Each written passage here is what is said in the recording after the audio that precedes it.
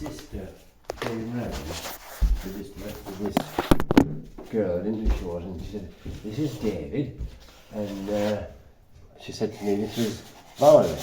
Her job is going to make you mobile." And she's got this badge on saying Senior Remedial Gymnast. That was a job title. You just had a motorbike crash. Yeah. What happened with the motorbike crash?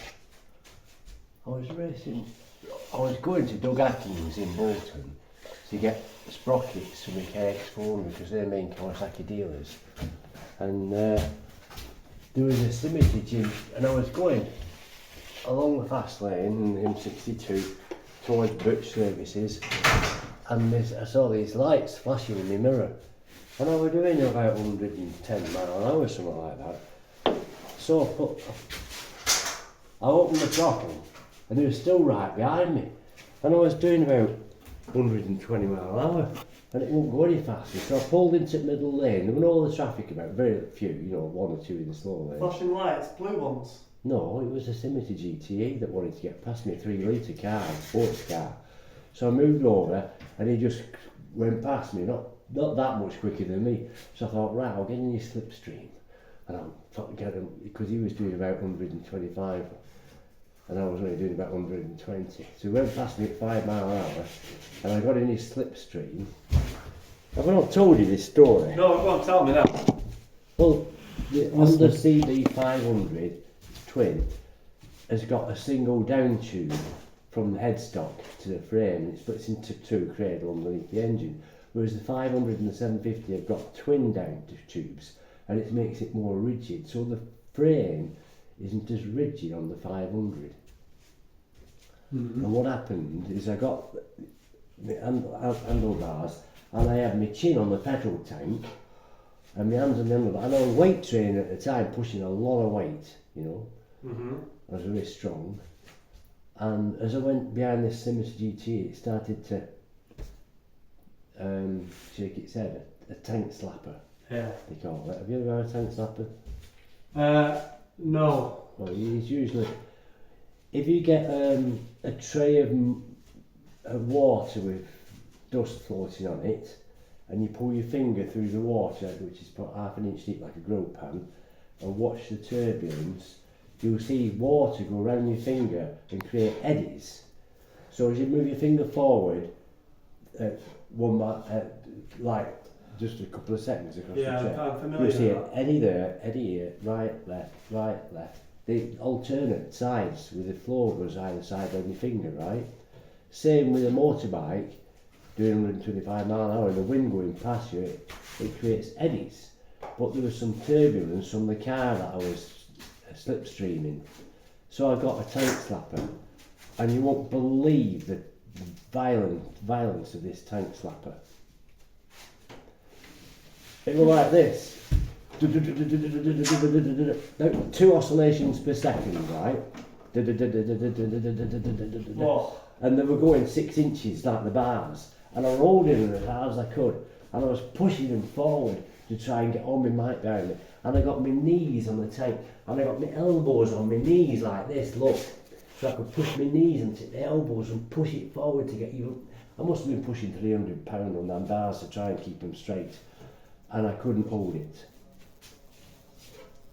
And it got, so I tried to shut the throttle off a little bit, slow down, Yeah.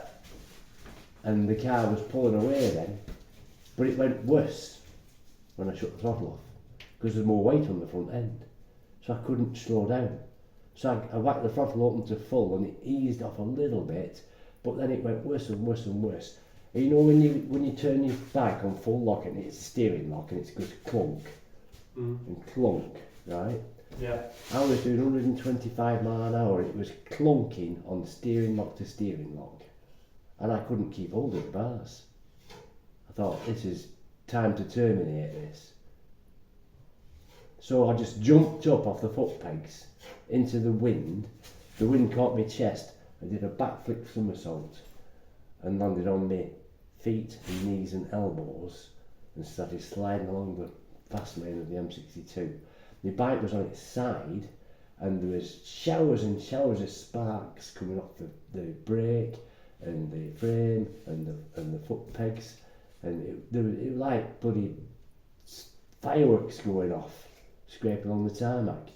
Wow. And the braking, I was on my knees and my elbows and my tummy. I didn't put a scratch on my helmet. And the braking forces of this was slowing me down. It was so great. It was like if you're driving your car and you lock all your wheels up and it comes to a skidding halt with really severe braking, right? That's how much my body was gripping the tarmac and braking. And I thought, fucking hell, there's going to be a big car coming up behind me now in fast lane and they won't see me because I'm only a body sliding along the ground, you know. And I thought, I'm see going what about that, won't it? well, that was 100 yards in front of me by this time. That was still sliding along. That weren't slowing down as fast as me. That must have gone 200 yards when I stopped the bike. In fact, as I came to a stop and I was still facing forward, I went into a right-hand roll onto the central grass reservation, jumped up and looked at behind. Nothing was coming. I thought, oh God, I looked down the road and my bike was still sliding down with sparks coming off it, going further and further away. And then I sat down on the armcore, and then pain came. Up to that point I'd felt nothing. The adrenaline. Yeah. Well, the adrenaline wore off, and the pain come, and I couldn't move. That was it. I was stuck. And I'd just gone through British Services, and the car had gone. Obviously, the Scimitar GTE 3 litre.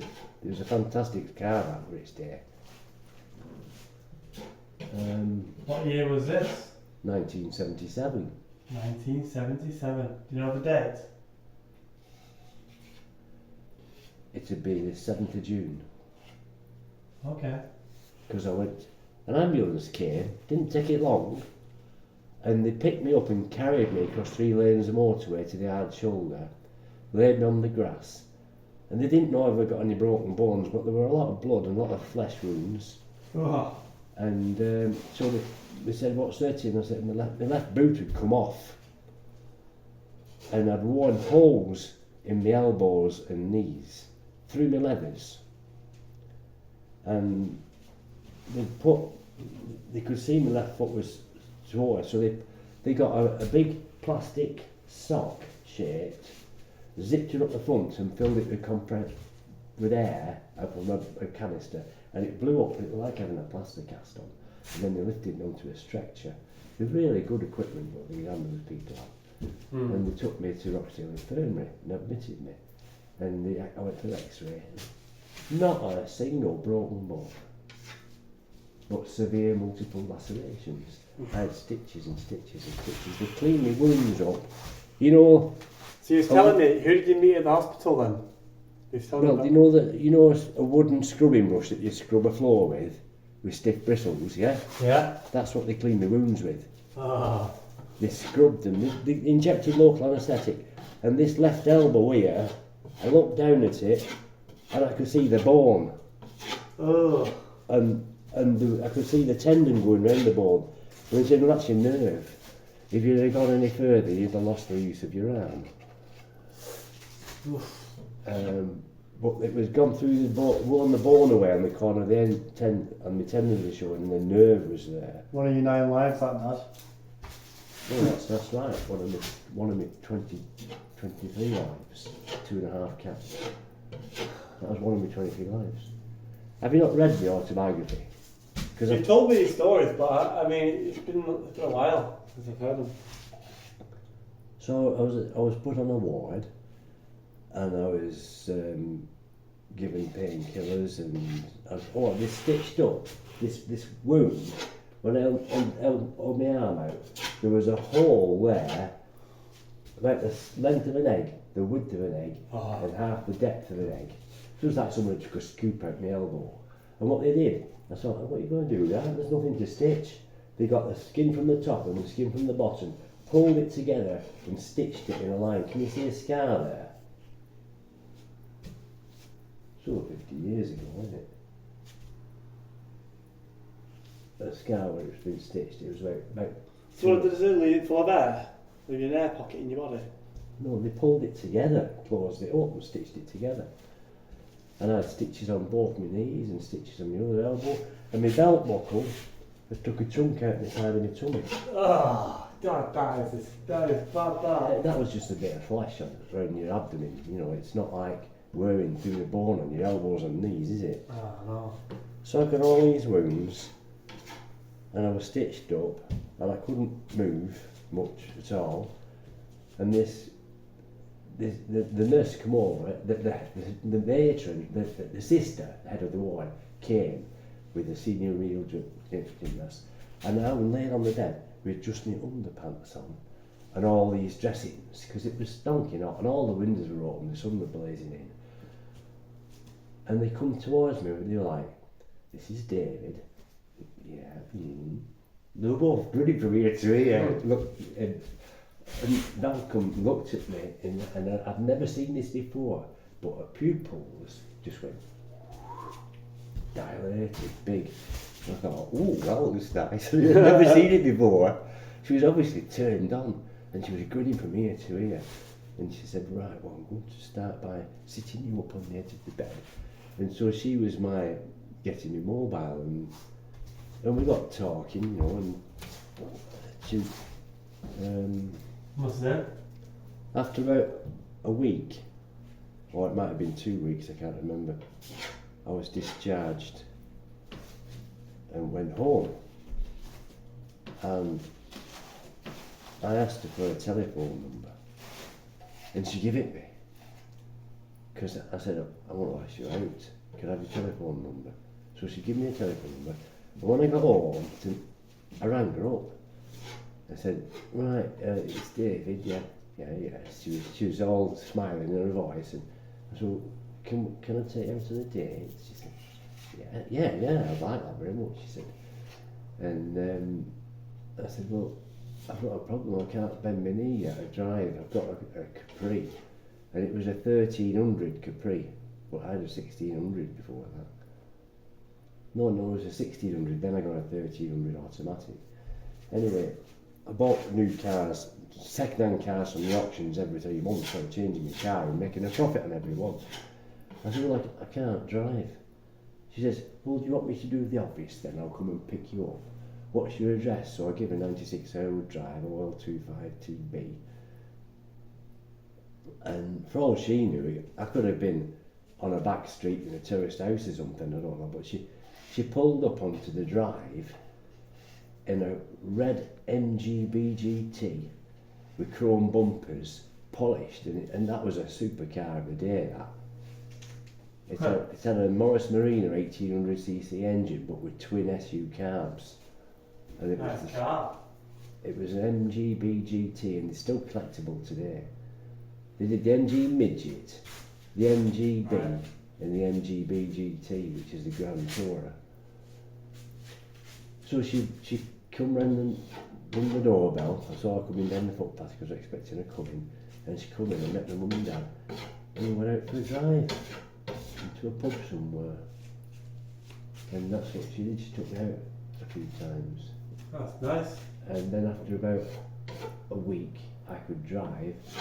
And she was lodging with a friend at 20 Little Oak Close.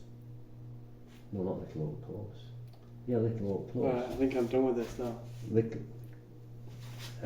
Near Little Flag Hall at Holland Lake, with a canal.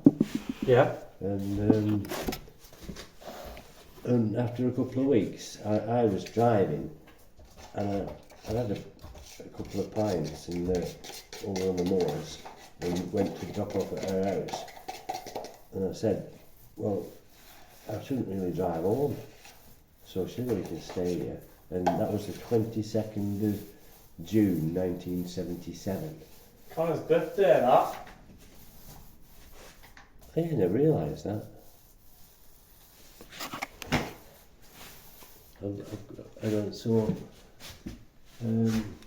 Right, I'll use this bit in the bedroom and come down and mix some more. Well, that's interesting to hear anyway. So I was telling you, I was 22 years Yeah. before I had divorce, and then I went up to 13 women, up to, I can't, I've read them all, I wrote it on a graph, I kept it last week by week. Don't paint that, I'm going to fill it with filler and peel the loose off. I'm going to put a lot of filler on there and blend it in and sand it down. I'm going to peel these bits of paper off or cut them off with a sander blade. And then it was 22 years, right? Yeah. And it's almost 13 years now since my baby was born. So 22 and 13 is 32, 35, isn't it? And how old am I now? 70. So I've spent half of my living life in celibacy. Yikes. Yeah? I don't think you'll be doing that, will you? Nope. Not unless all women got dead on earth and you're the only man left or something.